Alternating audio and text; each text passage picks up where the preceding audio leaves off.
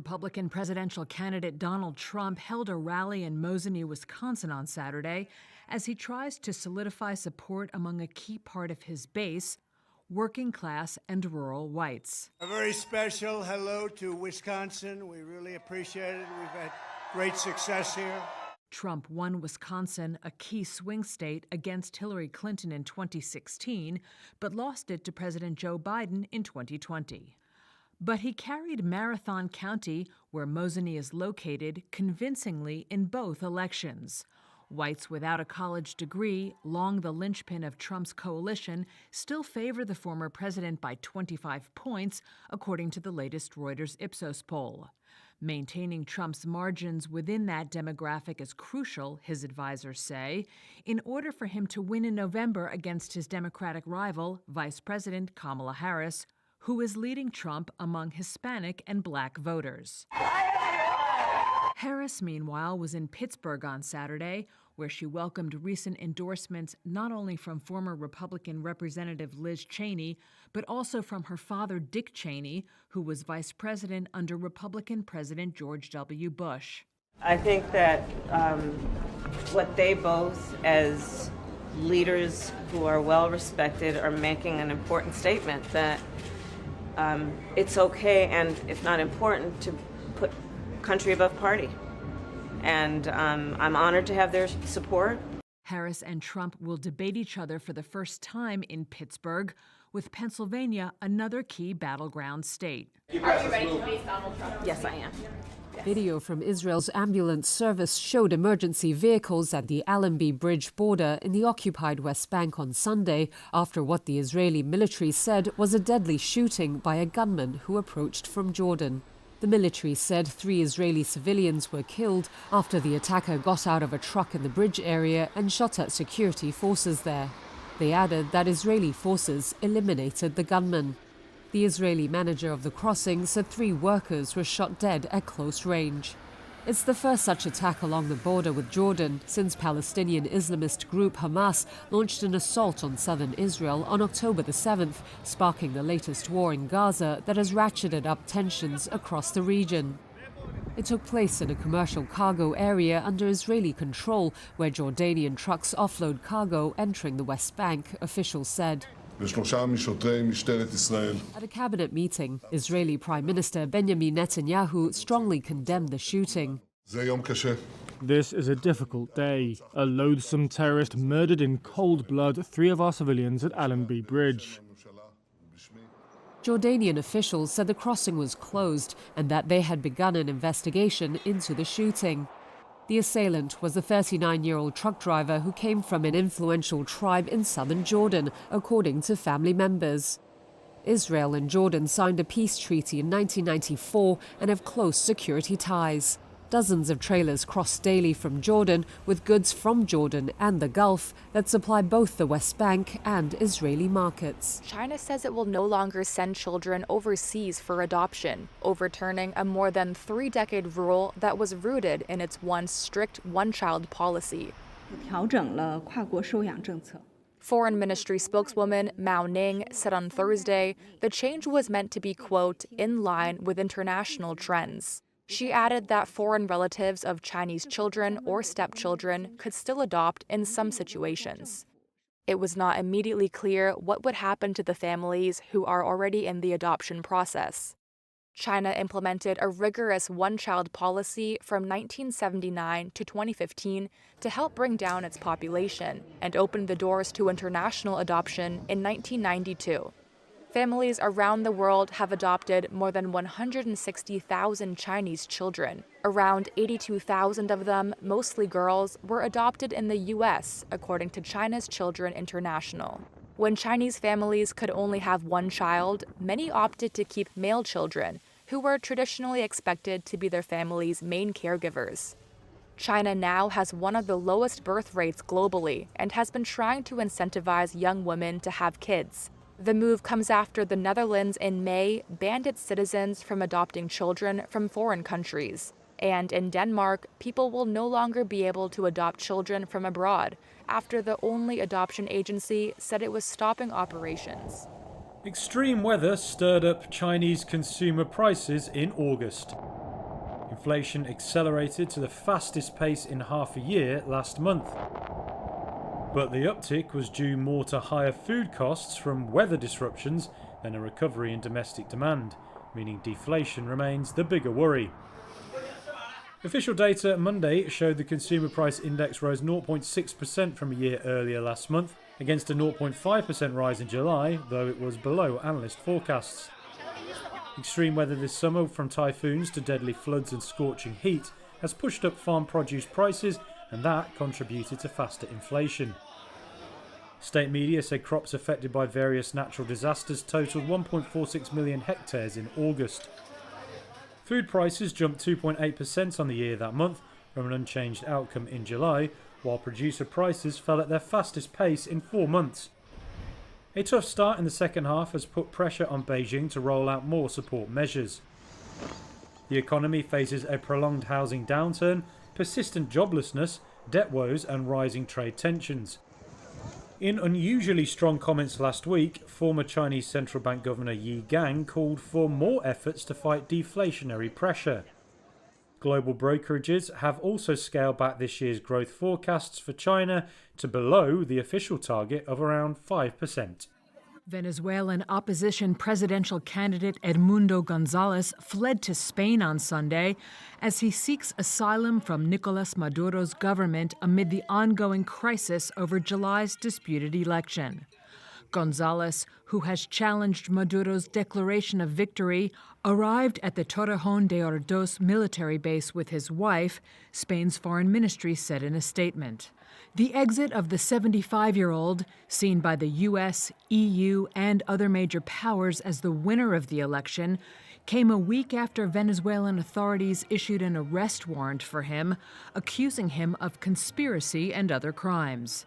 European Union Foreign Policy Chief Josep Borrell in a statement said it was, quote, a sad day for democracy in Venezuela, adding that no political leader should be forced to seek asylum in another country. Venezuela's opposition say the July 28th election resulted in a resounding victory for Gonzalez and published vote tallies online that they say show he won. Maduro has dismissed all such assertions and says there was a right-wing plot to sabotage his government. Gonzalez's move to Spain marked another jolting shift in the fortunes of the former diplomat who came out of retirement and took over the candidacy in March, initially as a placeholder after opposition leader Maria Corina Machado and then another replacement could not stand. Machado confirmed on X that Gonzalez was now in Spain, adding he had fled to protect, quote, his freedom, his integrity, and his life. She said he would continue to fight for the opposition from Spain and vowed that on January 10th of 2025, Gonzalez would be sworn in as Venezuela's president. Sudanese are suffering through a perfect storm of crisis. Over 500 days of conflict, the largest level of displacement in the world, famine in some parts and risk of this in others. 25.6 million people, over half of Sudanese population, are expected to face high levels of acute food insecurity. Additional resources are required to meet their needs. And we're calling on the world to wake up and help Sudan out of the nightmare it's living through. The scale of the emergency is shocking, and as is the insufficient action being taken to curtail the conflict and respond to the suffering it's Asia's causing. most powerful storm this year made landfall in northern Vietnam on Saturday. Super Typhoon Yagi brought with it wind speeds of up to 99 miles per hour near its center. That's having lost power from its peak of 145 miles per hour a day earlier, as it tore through China's island of Hainan. There, it reportedly killed 2 people. Yagi had already claimed the lives of at least 16 people in the Philippines, the first country it hit. On Saturday, Vietnam state media also reported deaths, including a motorcyclist killed after a tree fell on him. A dozen people were reported to be missing at sea. Amongst the hardest hit locations was the coastal city of Haiphong. Strong winds smashed windows as 10-foot-high waves hit the coast, according to a witness. Pictures and footage from local media showed trees being felled and roofing sheets flying away. In the capital, Hanoi, residents could be seen sheltering under a bridge. Nguyen Ha Tang said he'd never seen a typhoon with such brutal wind, while Lee Thi Nguyen said she was terrified and unable to get home. Authorities in the capital have suspended public transport on buses and its 2 elevated metro lines. The meteorological agency has warned of risks of heavy flooding in the city centre. Vietnam's government said it had evacuated nearly 50,000 people from coastal towns and deployed 450,000 military personnel. Schools have also been closed in 12 northern provinces and flights grounded at 4 airports.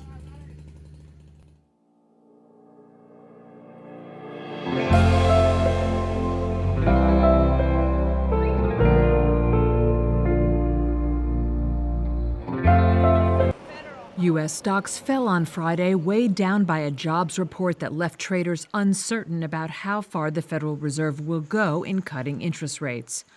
The Dow dropped 1%, the S&P 500 shed about 1.75%, and the Nasdaq plunged more than 2.5% to register its biggest weekly percentage drop since January 2022. U.S. Labor Department data showed employers added 142,000 jobs in August, less than analysts' expectations. The report means the Federal Reserve will likely cut rates later this month.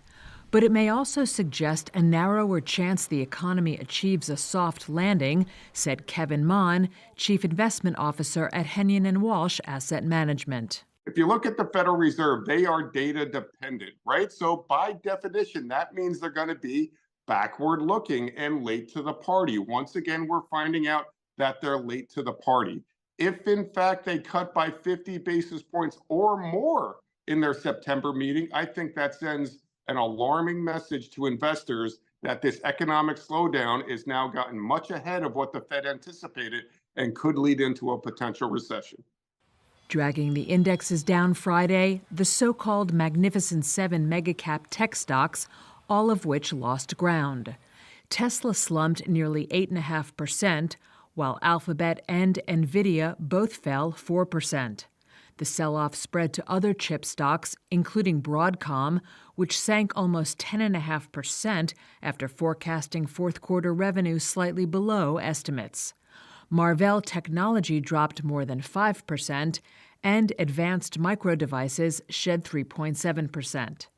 As a result, the Philadelphia Semiconductor Index finished lower by 4.5%, logging its biggest weekly drop since March 2020. Retailer Alimentation Couche-Tard isn't giving up on its bid to take over Japan's Seven & I, owner of the 7-Eleven convenience store chain. The Canadian firm said Sunday it remained keen on pursuing a buyout and wanted confidential talks. Seven & I has so far rejected the $38.5 billion offer. It says the deal is not in the best interest of shareholders and would run foul of antitrust watchdogs. Couche-Tard, which owns the Circle K brand, says it could address those worries by divesting some assets. It said it was confident of arranging finance for the bid, which would be the largest ever foreign takeover of a Japanese company. It would also be the biggest all-cash offer for any firm since Elon Musk bought Twitter for just over $40 billion in 2022. By Monday lunchtime, Seven & I stock was up over 2%. That put it above the $14.86 per share offered by Couche-Tard. The Japanese company has said even a significantly bigger offer wouldn't convince it. Seven & I is much larger than Couche-Tard in terms of sales, stores and employees. Yet its shares have underperformed for years amid criticism of its structure and corporate culture. Couche-Tard, meanwhile, is valued much more highly, at around $52 billion. Now a takeover could massively expand its global reach and economies of scale. But one analyst told Reuters it would be hard to do the acquisition at a bargain price, with many investors aware of Seven and I's real potential value.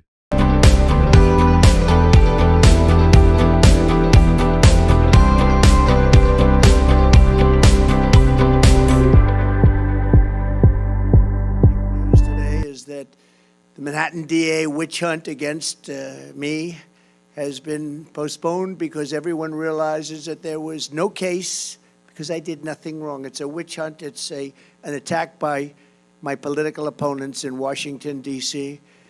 And Comrade Kamala Harris and radical left opponents for purposes of election interference. That's all that was. Over the past 4 years, Kamala Harris and the radical Democrat Party have led a war on law enforcement in America. They're against you so strongly. As a result, families that do everything right and carry this country on their shoulders have watched helplessly as their communities dissolved all around.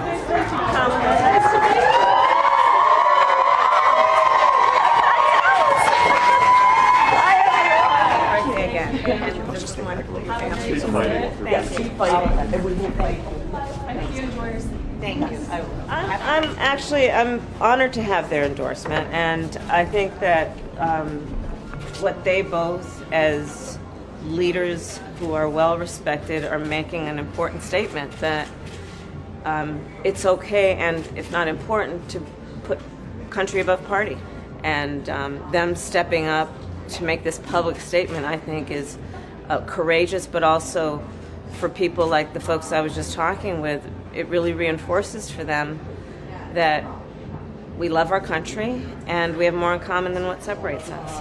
It's going to be good. We're going to be good. We're going to be fine.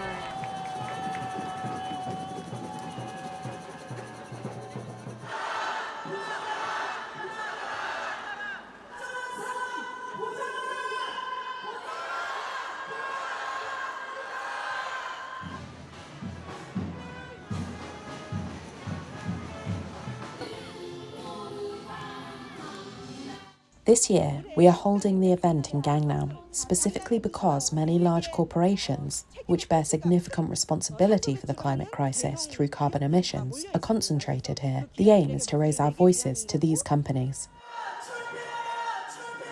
A view from a little lower than the WB57 we were seeing.